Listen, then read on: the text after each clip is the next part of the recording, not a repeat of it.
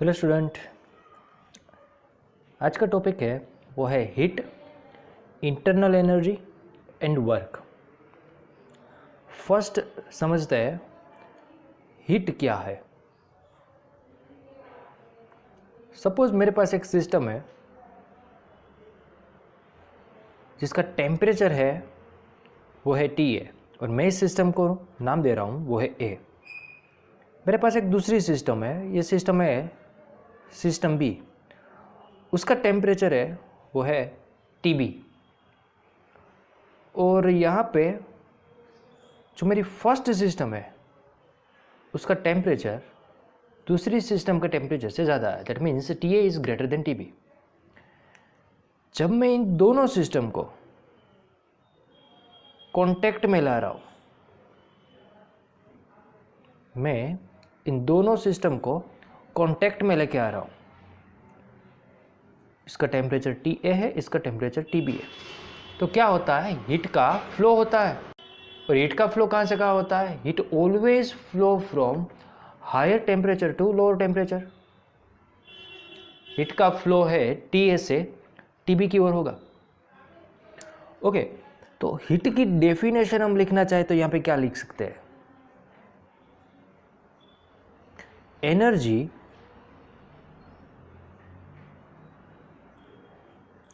exchange between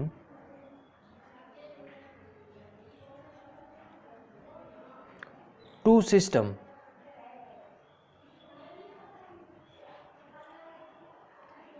only due to the difference of temperature between them is called heat। Means मेरी एक system में से दूसरी system में बिकॉज ऑफ टेम्परेचर डिफरेंस जो एनर्जी ट्रांसफ़र हो रही है यहाँ से लेके यहाँ तक, वो ट्रांसफर्ड एनर्जी जो है उस एनर्जी को कहा जाता है हीट। ओके, तो अगर आप सोचेंगे ज़्यादा तो आपको एक ऐसा क्वेश्चन होगा, तो सर हीट एनर्जी क्या है? सपोज मेरे पास एक सिस्टम है, इस सिस्टम में चलो एक ट्रॉली ले लेते हैं। एक ट्रॉली ऐसे मोशन कर रहे हैं, दैट मीन्स इस ट्रॉली के पास एक्सटर्नल काइनेटिक एनर्जी है। इस ट्रॉली में गैस है और गैस के एटम है, वो क्या करते हैं, रैंडम मोशन करते हैं। सपोज इसकी रैंडम मोशन है वो हो रही है, तो इस जितने भी गैसेस के मॉलिक्यूल्स है उसकी जो काइनेटिक एनर्जी है उसका मैं सम कर दूँ, उसको ऐड कर दूँ, तो वो मेरी टोटल एनर्जी है, वो मेरी हीट एनर्जी है। मीन्स टोटल काइनेटिक एनर्जी किसकी? इंटरनल की, एक्सटर्नल है। इस एक्सटर्नल एनर्जी को हम नहीं बोल रहे हैं। जो टोटल काइनेटिक एनर्जी है हमारी, उस टोटल काइनेटिक एनर्जी को हम क्या कहते हैं? Heat energy. तो डेफिनेशन लिख देते हैं, the total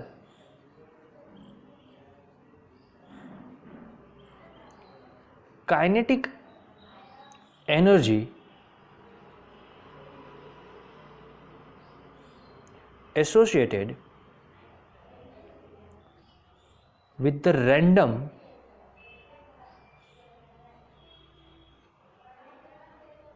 motion of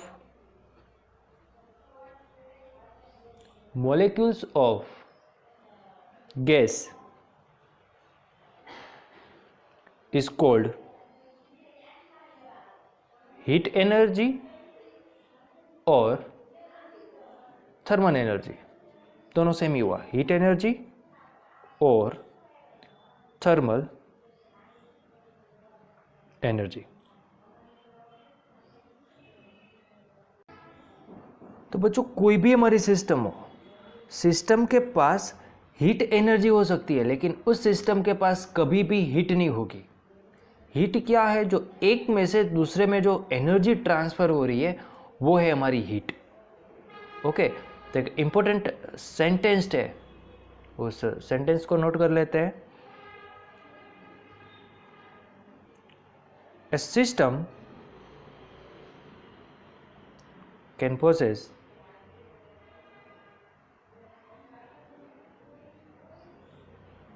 heat energy but cannot possess heat. किसी भी सिस्टम के पास हीट एनर्जी हो सकती है, लेकिन उस सिस्टम के पास कभी भी हीट नहीं हो सकती। हीट जब एक सिस्टम में से दूसरे सिस्टम में हीट एनर्जी ट्रांसफ़र होती है तभी उसको हीट कहा जाता है। नेक्स्ट है वो है इंटरनल एनर्जी। इंटरनल एनर्जी जैसे हम मैकेनिक्स में टोटल एनर्जी पढ़े थे भाई, तो इंटरनल एनर्जी जो है जिसका सिंबल है वो है U, और कुछ नहीं है। इंटरनल काइनेटिक एनर्जी और इंटरनल पोटेंशियल एनर्जी का सम ही है। Internal kinetic energy and internal potential energy का addition, that is internal energy.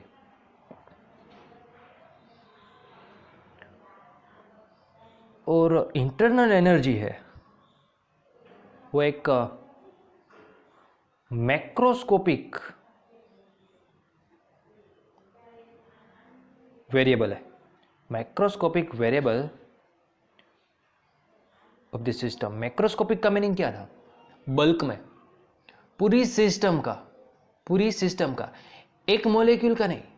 जब एक मॉलिक्यूल का स्टडी होता है तो उसको हम कहते हैं माइक्रोस्कोपिक। हम ये इस बात को प्रीवियस वीडियो में देख चुके हैं। ओके, मैक्रो एंड माइक्रो में डिफरेंस क्या होता है? Internal energy is macroscopic variable and internal energy is state variable.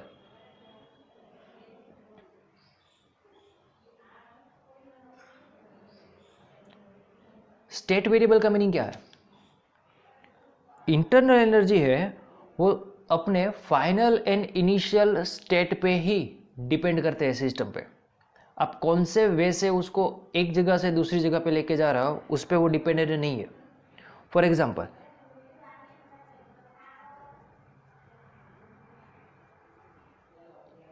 ये मेरी एक सिस्टम है, सिस्टम ए। इसको मैं कुछ एनर्जी दे रहा हूँ। सपोज मैंने इसको एनर्जी दी 1 जूल जितनी, और ये सिस्टम मुझे मिल गई बी। यही सिस्टम का पहले जो टेम्परेचर था वो था TA, पहले का प्रेशर और पहले का वॉल्यूम।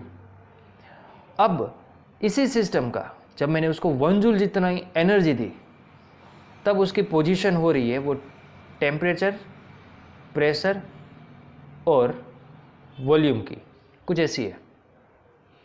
मैं 1 जूल एनर्जी कहाँ से दे रहा हूँ, कैसे दे रहा हूँ, उस पर डिपेंडेंट नहीं है। मैं इस पर मैकेनिकल वर्क कर रहा हूँ या फिर मैं इस पर इलेक्ट्रिकल वर्क कर रहा हूँ, मैं उसको कौन से फॉर्म में 1 जूल जितनी एनर्जी दे रहा हूँ कि जिससे वो ये कोऑर्डिनेट से लेके यहाँ तक, मीन्स इस टेम्परेचर, प्रेशर इनके वैल्यू से यहाँ तक पहुँचता है, उस पर डिपेंडेंट नहीं है। सिर्फ उसकी इनिशियल एंड फाइनल पोजीशन पे ही मेरी सिस्टम है वो डिपेंडेंट है। तो इसको कहते हैं state variable. Internal energy same, क्योंकि मैं उसको 1 जूल एनर्जी दे रहा हूँ तो इसकी इंटरनल एनर्जी बढ़ रही है। सपोज मैं उसको इतनी हीट दे रहा हूँ, उसको मैं इतनी हीट दे रहा हूँ तो इसकी इंटरनल एनर्जी बढ़ेगी। तो उस पर डिपेंडेंट नहीं, किस पे डिपेंडेंट है? सिर्फ उसके स्टेट पे डिपेंडेंट है। ये मेरी इनिशियल स्टेट है और ये मेरी फाइनल स्टेट है।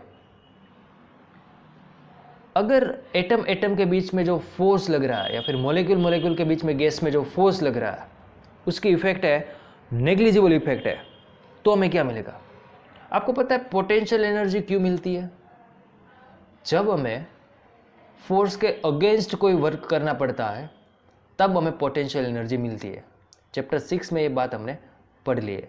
फिर से, जब हमें कोई फोर्स के अगेंस्ट वर्क करना पड़ता है, तब हमें पोटेंशियल एनर्जी मिलती है। लेकिन अगर ये जो फोर्स है, if intermolecular force is negligible, तो क्या होगा? पोटेंशियल एनर्जी होगी ही नहीं। तो जो मेरी इंटरनल एनर्जी है वही क्या हो जाएगी? Kinetic energy. Then internal energy of the system is equal to kinetic energy of the system. कितने तरीके से इंटरनल एनर्जी है वो चेंज हो सकती है? तो ये हमारा नेक्स्ट क्वेश्चन है। What are the ways of changing internal energy of the system? जैसे अभी हमने बात की कि पोजीशन मीन्स जो कोऑर्डिनेट्स थे, प्रेशर, वॉल्यूम, टेम्परेचर, वो मैं चेंज कर सकता हूँ। तो कितने तरीके ऐसे है जिससे हमारी सिस्टम है उसकी इंटरनल एनर्जी है वो चेंज हो सकती है? सपोज ये मेरी एक सिस्टम है, ये एक पिस्टन और उसमें हमने रखा हुआ है एक गैस। पिस्टन ये मूवेबल है सिलेंड्रिकल पार्ट में। ये एक बर्नर का काम क्या है? बर्नर का काम है इस जो मेरी सिस्टम में जो गैस मैंने रखा है उसको हीट देने का। और यहाँ पे एक स्ट्रिंग है, 2 पुली लगाई है और यहाँ पे कोई मास है।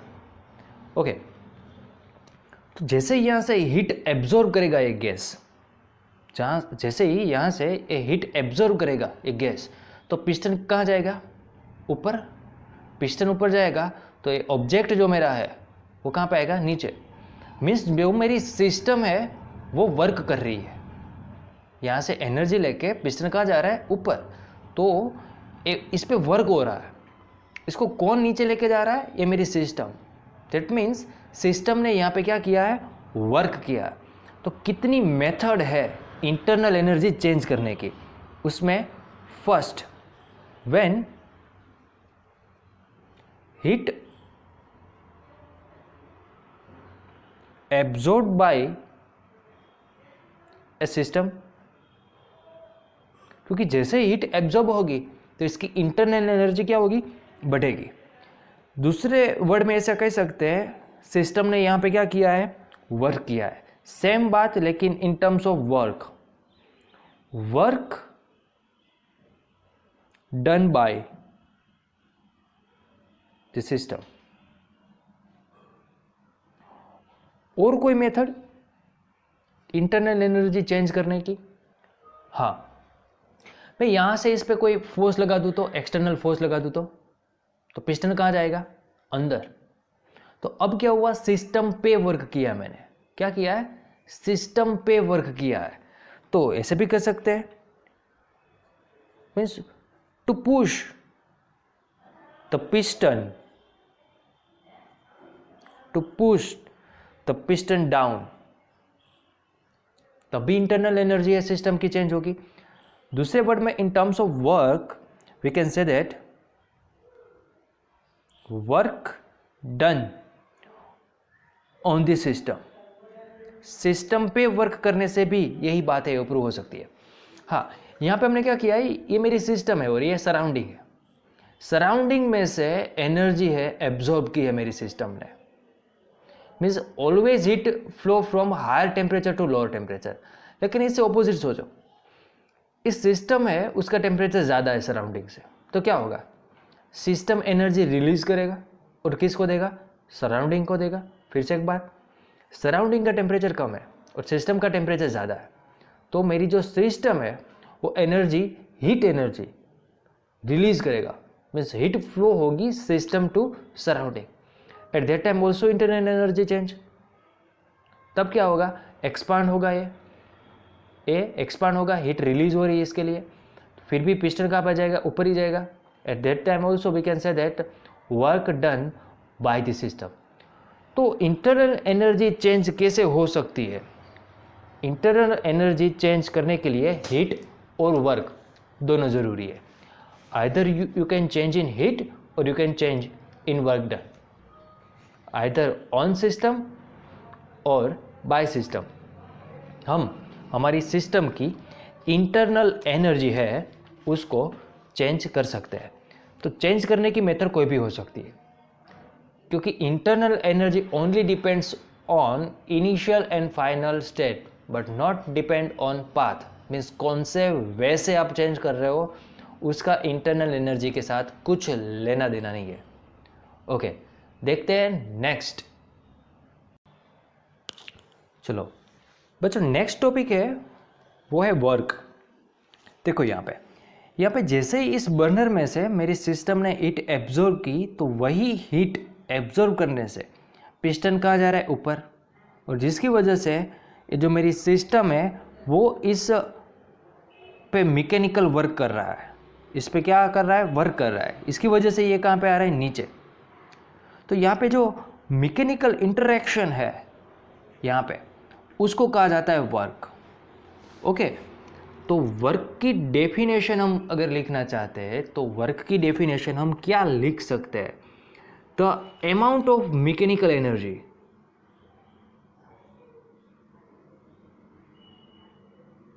The amount of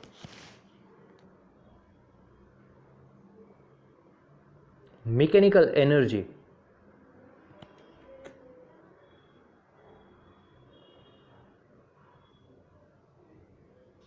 exchange between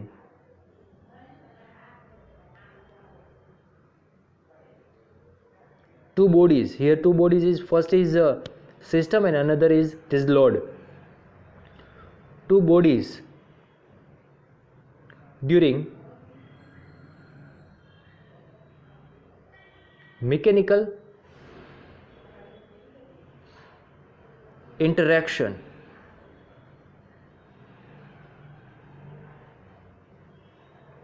is called work. जैसे कोई भी सिस्टम के पास हीट नहीं हो सकती. सिस्टम के पास क्या होता है?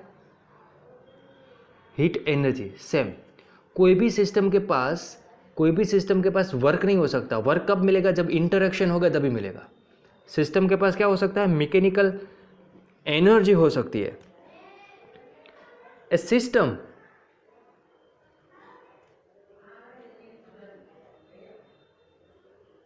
can possess mechanical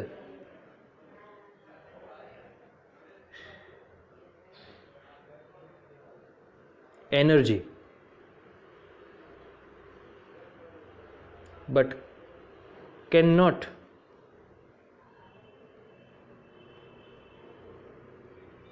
possess work. Important sentence यहाँ पे नोट कर लेते हैं. जैसे हीट के बारे में हमने किया है, सेम वैसे ही. A certain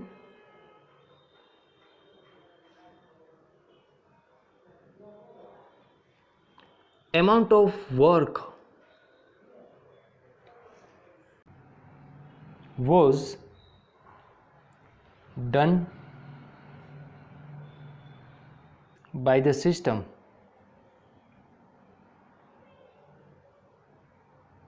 are perfectly